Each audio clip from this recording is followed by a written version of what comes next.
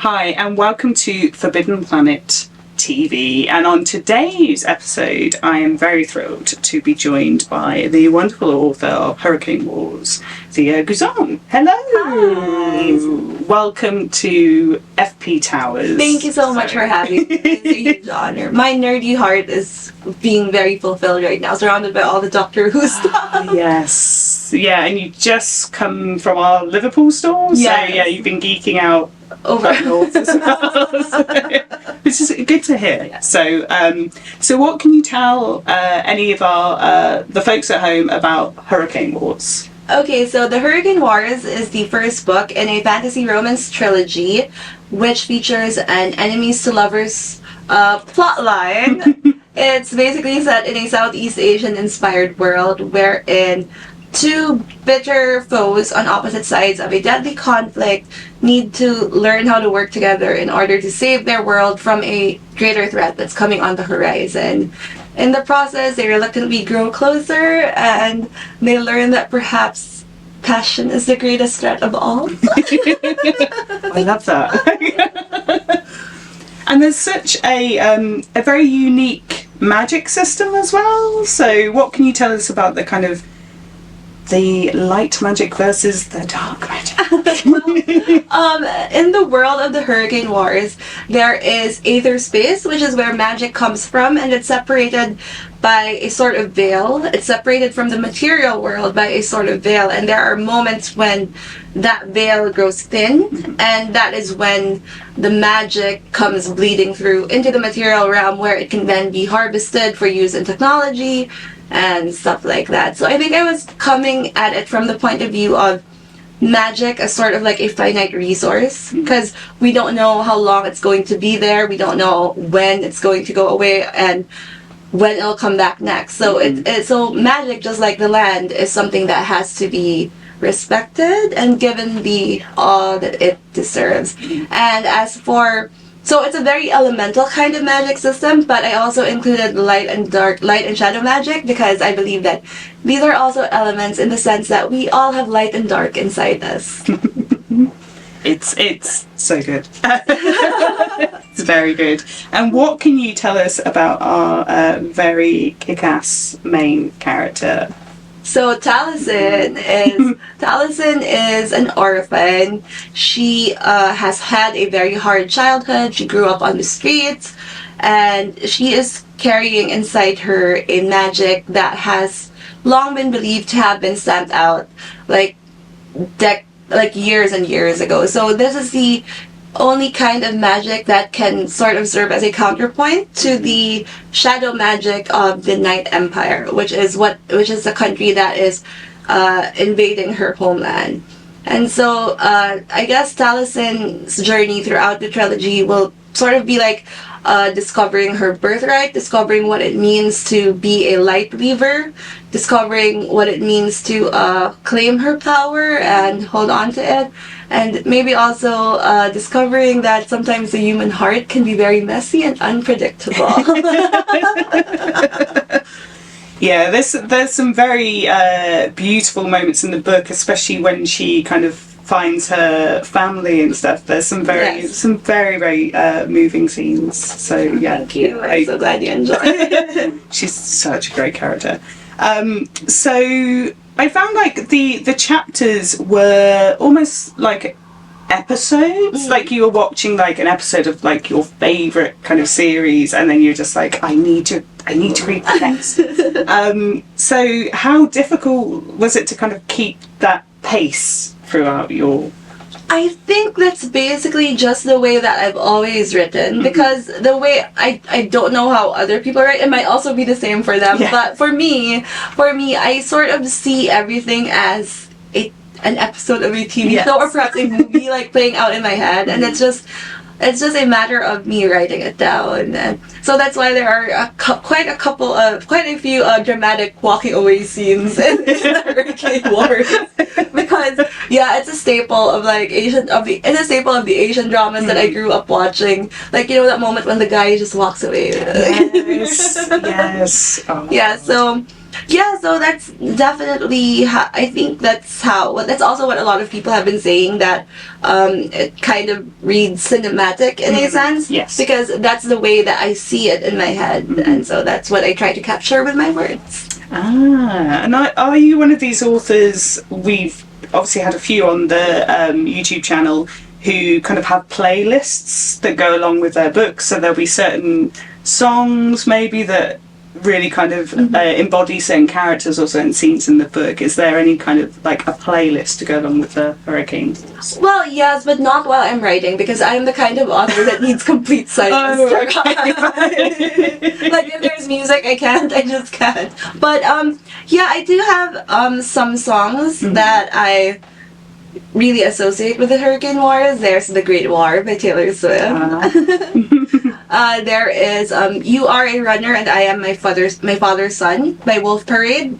And I think that one is like, it's such a good encapsulation of Alaric and Talasyn's dynamic, because there's a line that goes, I'll go in through the mouth. It's like, I don't know, like it's very passionate and very nasty as well. And I really love that.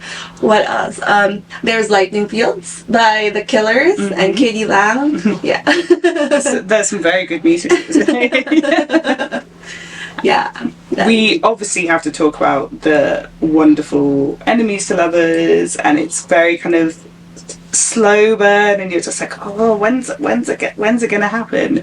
How did the characters come kind of into your head fully formed, or was it kind of the world that came first for you? It was definitely the characters that came first, because it was really the love story that I focused on first, and then the world was just, at first it was just the setting where the love story took place. Yes. So it was like, I wasn't really thinking about the world building that much at first, but then when I went back, when I decided to include more Southeast Asian influences, and this time, because I was writing about Southeast Asia, because I was writing about what I knew, what I loved, and what I'm very proud to be a part of, that was when the world really began to take shape around the characters. Yeah. Oh. Like, to the point that my editors would be telling me to maybe just cut down a little bit on this bit of world building detail, because the book is already so long. There's no need to over explain stuff. The world building was incredible. Oh, it was very, very good. Very, very good. And did you kind of take many ideas from obviously your kind of own culture and traditions within the book? Right? Oh yes, definitely.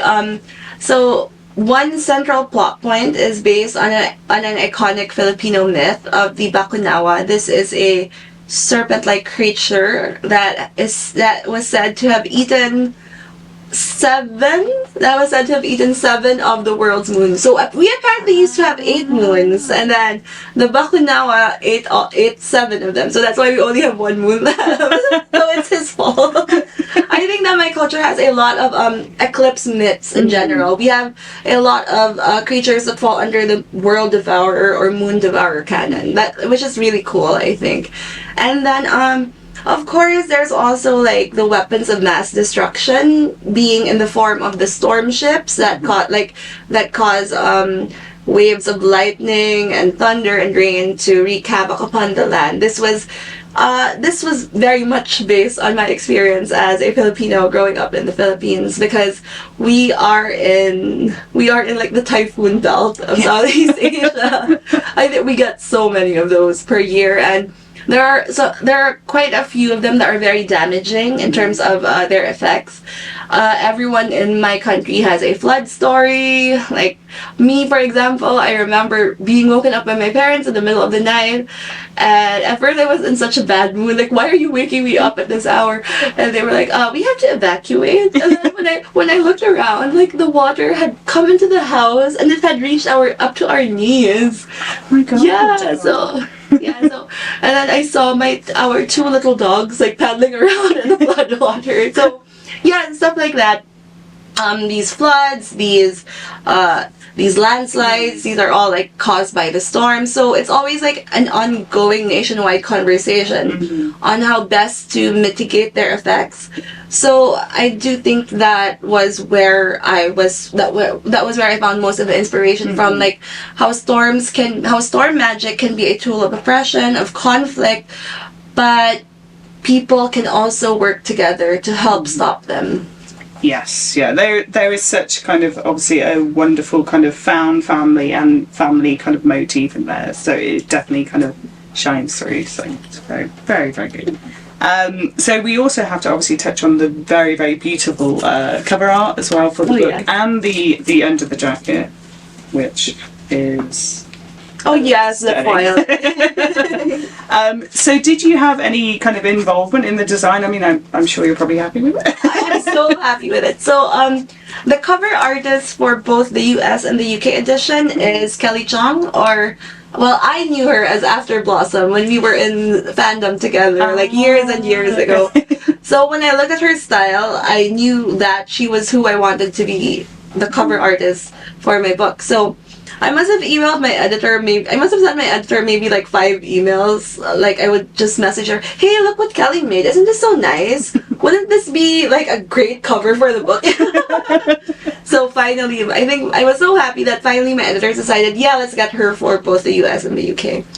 Yeah, so I'm very happy with it. She is Malaysian, and it's not that Malaysia and the Philippines have identical cultures, but there is a common aesthetic, which is like, especially the gold detailing and all of that moody contrasts, bright colors, and yeah, I'm pretty pleased with how it came out. Yeah, it's very beautiful. So coming towards the end of the interview today, so we have a couple more questions. So you mentioned about Doctor Who before, so if you could write for a certain doctor, who would it be? If you could write an episode? Oh my god, I feel so pressured. Well, it would have to be, I would really love to write an episode for the 10th Doctor, of course, because he was my doctor. He was he was the very first doctor that I watched, and yeah, I would love to write something that had him and Rose Tyler in it. Yes, yeah, we're in a rich age of Doctor Who right now. Yeah, obviously. Yeah, I'm so happy. I can't wait to get caught up with the series again. It was very formative. I used to have a TARDIS necklace. Yeah. Well, it was worn down by the cares of it.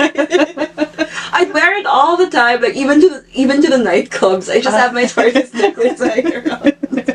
And as your final question today, so we always like to find out what the authors are currently reading themselves, and if there's any shows they particularly are loving watching, and if there's any games they're particularly playing. So do you have any kind of recommendations or anything you're currently loving? Well, for books, I am not allowed to read anything until I finish my draft. Like, I have had to be very strict with myself. Like, because if I just started reading something, I would never stop, and I would never have time to write, because there are only so many hours in the day. But for shows, if anyone out there enjoys Chinese dramas, if they enjoy the whole light and darkness aesthetic, the whole enemies to lovers aesthetic, grumpy sunshine trope, and all of that, I would recommend Love Between Fairy and Devil. It's on Netflix, I believe. Okay. Yeah, it's about this big bad demon king who by circumstances beyond his control ends up being in forced proximity with this little flower spirit, and it's just so nice. It's just, it sounds adorable. Yeah, I don't know, because the girl Xiao Noa, she's just so cute and cheerful and bubbly, and the guy, he just wants to kill everything and everyone. It's my favorite dynamic ever, so I have really been enjoying that show. That sounds wonderful. Well, thank you so much for joining us today, and obviously signing all these copies. Oh my gosh, thank you so much. This was such an honor. Thank you. And for folks at home, there'll be signed copies going to all of our stores and available to pre-order on our website, so check the links below. See you soon. Bye. Bye.